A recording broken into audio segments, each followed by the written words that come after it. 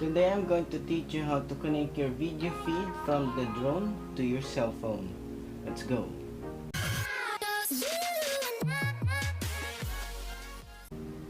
As you can see, it is working. So, how?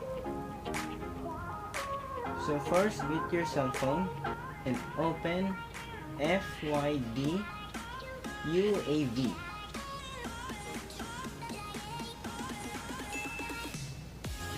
And you want to click on it.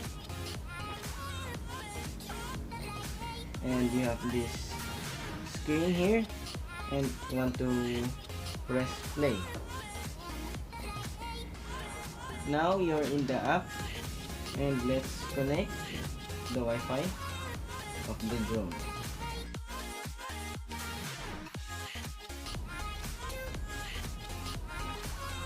And you notice this controller.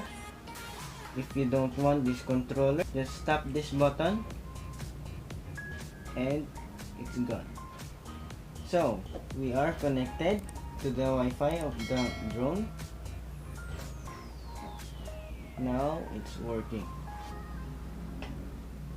If the Wi-Fi of the drone cannot connect, maybe your drone has not yet turned on.